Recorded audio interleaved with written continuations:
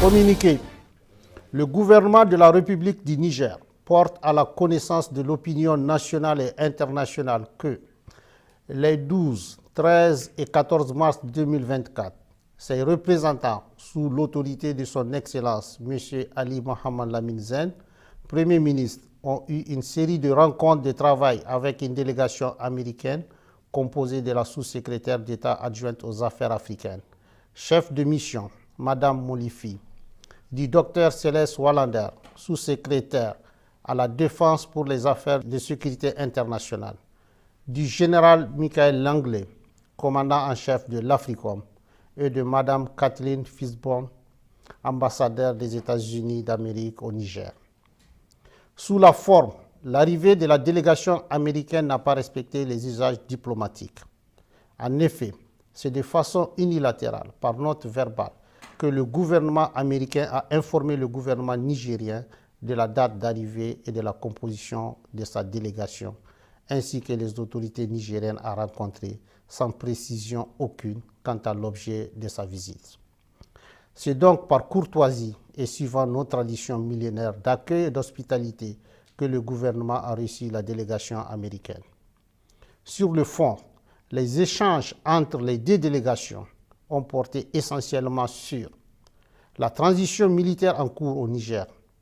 la coopération entre les deux pays, en particulier la coopération militaire et la lutte contre le terrorisme, les orientations et perspectives politiques du Niger dans leur aspect relatif au choix des partenaires sur le plan diplomatique, militaire et stratégique, étant entendu que dans l'approche américaine, toutes ces trois questions sont profondément liées. Sur la transition en cours et le retour dans le meilleur délai à un ordre constitutionnel et démocratique, le gouvernement du Niger a réaffirmé sa ferme volonté d'organiser, dans les meilleurs délais, le retour à une vie constitutionnelle normale.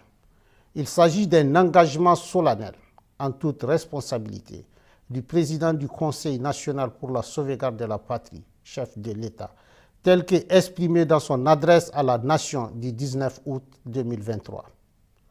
Sur le choix des partenaires diplomatiques, stratégiques et militaires, le gouvernement du Niger regrette la volonté de la délégation américaine de dénier au peuple nigérien souverain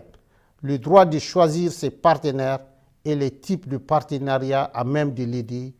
à lutter véritablement contre le terrorisme, alors même que les États-Unis d'Amérique ont décidé unilatéralement de suspendre toute coopération entre nos deux pays. Aussi, le gouvernement du Niger dénonce-t-il avec force l'attitude condescendante assortie de la menace de représailles de la part de la chef de la délégation américaine vis-à-vis du gouvernement et du peuple nigérien. Cette attitude est de nature à saper la qualité de nos relations séculaires et miner la confiance entre nos deux gouvernements déjà entamés par les événements du 19 octobre 2023. S'agissant des cas précis de la Fédération de Russie et de la République islamique de l'Iran, deux pays avec lesquels le Niger entretient des relations diplomatiques depuis plusieurs décennies et qui focalisent particulièrement l'intérêt des États-Unis d'Amérique. Le gouvernement tient à porter à la connaissance du peuple nigérien et de tous les peuples de la communauté internationale qu'il n'a jamais signé d'accord secret avec ses pays partenaires. Tous les accords signés par le Niger depuis l'avènement du Conseil national pour la sauvegarde de la patrie respectent le droit international et les règles de transparence. C'est pourquoi le gouvernement du Niger rejette les allégations mensongères de la chef de la délégation américaine consistant à soutenir qu'il aurait signé un accord secret sur l'uranium avec la République islamique d'Iran. Cette approche cynique, habituellement utilisée pour discréditer, diaboliser et justifier leurs menaces contre les États, n'est pas sans rappeler l'exemple de la Seconde Guerre d'Irak. En effet, les Nigériens et l'ensemble de la communauté internationale se souviennent encore des fausses preuves brandies par le secrétaire d'État américain devant le Conseil de sécurité pour justifier l'agression américaine contre l'Irak et que dans cette affaire, le gouvernement du président Tanja avait été accusé de façon mensongère d'avoir fourni de l'uranium aux autorités de Bagdad, alors même qu'il est de notoriété publique que l'exploitation de l'uranium nigérien est totalement contrôlée par la France. Quant à la Fédération de Russie, il s'agit d'un partenaire avec lequel le Niger traite d'État à État, conformément aux accords de coopération militaire signés avec les gouvernements antérieurs pour acquérir le matériel militaire nécessaire à sa lutte contre le terrorisme qui a fait des milliers d'innocents victimes nigériens sous l'œil indifférent d'une bonne partie de la communauté internationale. Enfin, le Niger réaffirme son engagement solennel à coopérer dans la transparence et le respect de sa souveraineté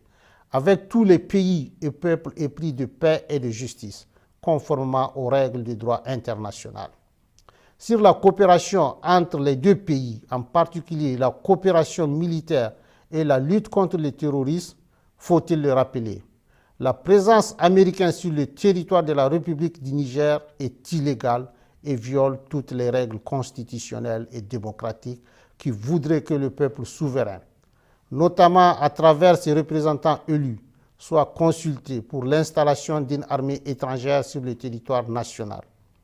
Ainsi, c'est par simple note verbale numéro 174 du 6 juillet 2012 que la partie américaine a unilatéralement imposé au Niger un accord relatif au statut du personnel militaire des États-Unis et des employés civils du département américain de la Défense sur le territoire de la République du Niger. Cet accord est non seulement profondément injuste dans son fond,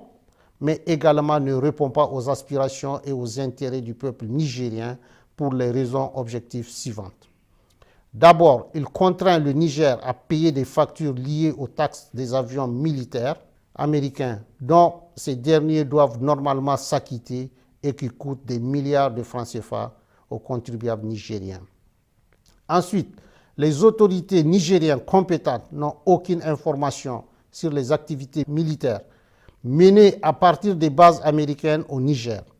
et ignorent jusqu'aux effectifs civils et militaires ainsi que le matériel américain déployé sur le sol nigérien. Enfin, l'armée américaine n'a aucune obligation, selon l'accord, d'accéder aux demandes nigériennes d'appui contre les groupes terroristes qui assassinent nos vaillantes forces de défense et de sécurité et massacrent nos laborieuses populations. Aussi, depuis le 26 juillet 2023 et l'avènement du Conseil national pour la sauvegarde de la patrie, le gouvernement américain a décidé unilatéralement et brusquement de suspendre sa coopération militaire en violation de l'accord imposé au peuple nigérien en invoquant l'article 7008 du Consolidated Appropriation Act, sans pour autant aller au bout de sa logique qui voudrait qu'il retire ses militaires du territoire nigérien. Par ailleurs, depuis quelques semaines, le gouvernement nigérien a constaté des activités illégales de survol de son territoire par des aéronefs américains et qui sont de nature à s'interroger sur la sincérité de leur partenariat et la pertinence du maintien de l'accord de coopération militaire imposé par note verbale. Au vu de tout ce qui précède, le gouvernement du Niger, prenant en compte les aspirations et les intérêts de son peuple, décide en toute responsabilité de dénoncer avec effet immédiat l'accord relatif au statut du personnel militaire des États-Unis et des employés civils du département américain de la Défense sur le territoire de la République du Niger. Une correspondance diplomatique sera adressée à la partie américaine à cet effet, fait à Niamey le 16 mars 2024.